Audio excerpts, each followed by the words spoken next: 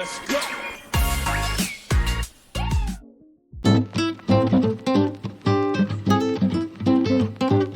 Je suis Guillaume Chachant, je suis l'un des fondateurs de la société coopérative La Milpa.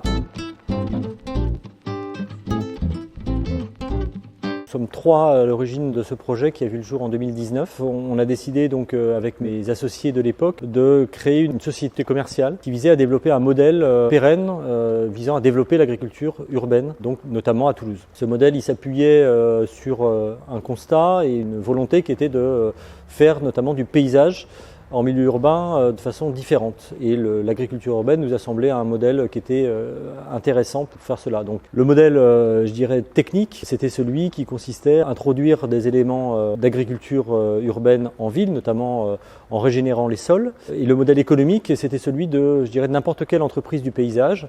Simplement, on faisait du paysage autrement. L'idée, c'était d'entretenir, d'aménager des espaces paysagers en zone urbaine pour des copropriétés, pour des espaces de bureaux, pour des collectivités, comme le fait n'importe quelle entreprise du paysage, mais d'une façon différente, en y introduisant des petits espaces maraîchers ou des espaces potagers de tailles très différentes. Ça peut aller de 50 mètres carrés à 500 mètres carrés.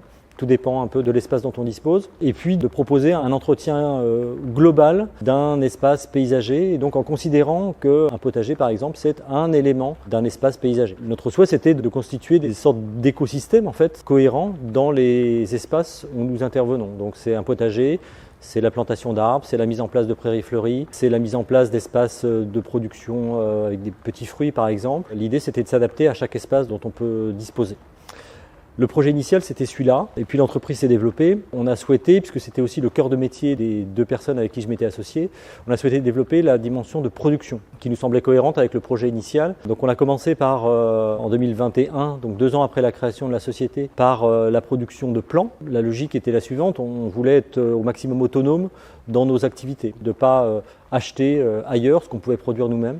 Donc on a commencé à produire des plants de légumes, de fleurs, de petits fruits, de plantes aromatiques. Et ces plants servaient à nos activités paysagères.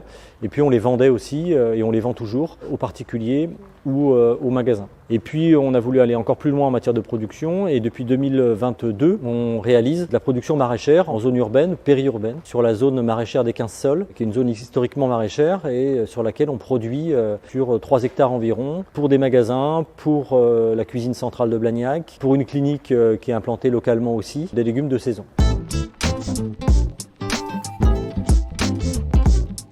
Et donc l'idée pour nous, c'était d'avoir vraiment une cohérence dans le projet entre l'aspect paysager et l'aspect production, et une cohérence également économique avec 2 activités qui ont des modèles différents et des niveaux de rentabilité différents, mais qui obéissent à ce même projet d'avoir un modèle en matière d'agriculture urbaine qui soit pérenne et qui, surtout pour nous, ait une vraie logique économique et qui ne dépende pas d'éventuelles recherches de subventions qui peuvent être toujours hasardeuses. La production, elle est forcément moins rentable que l'activité paysagère qui est fondée sur de la prestation de services. Nous, notre objectif, c'est de viser l'équilibre économique sur l'activité de production et permettre de développer la société, notamment grâce à l'activité paysagère. C'est le modèle qu'on a trouvé qui aujourd'hui fonctionne et permet de salarier 5 personnes à temps plein en CDI toute l'année et 10 salariés qu'on accueille dans le cadre de notre chantier d'insertion.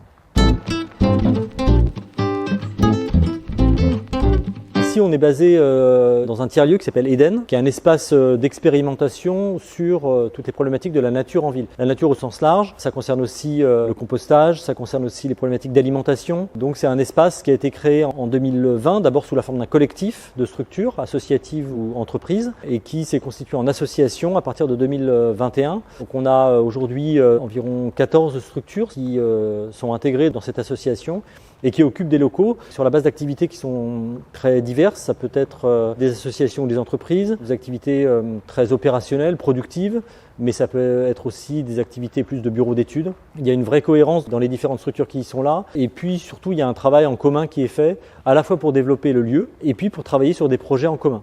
Pour donner juste un exemple, nous on produit des plants et parmi les clients professionnels qu'on a sur ces plants, on a une autre entreprise, coopérative également, qui s'appelle Terre au Ciel, qui a mené un projet qui s'appelle les carrés maraîchers, qui sont des jardins familiaux encadrés par un maraîcher, qui sont situés juste à côté de la serre. Tous les plants qui sont installés dans ces jardins familiaux viennent de la serre de production d'Eden. Autre exemple, on a une entreprise qui fait, une association plutôt qui fait du compostage pour les particuliers et on la valorise, on l'utilise nous dans notre activité d'aménagement et d'entretien paysager, notamment dans les potagers qu'on installe partout en ville. Donc il y a vraiment cette circularité dans les activités qui fait que non seulement il y a une certaine émulation entre nous, au sens où on réfléchit ensemble à des projets communs, à des projets qui visent à faire avancer la problématique de l'agriculture urbaine et de la nature en ville. Et puis il y a aussi une dimension je dirais commerciale, puisque c'est aussi pour nous une manière de travailler sur des activités communes qui sont aussi clairement des sources de recettes pour nous et de développement d'une certaine pluriactivité dans nos activités, qui est quand même une des caractéristiques principales des structures qui travaillent dans le domaine de l'agriculture urbaine.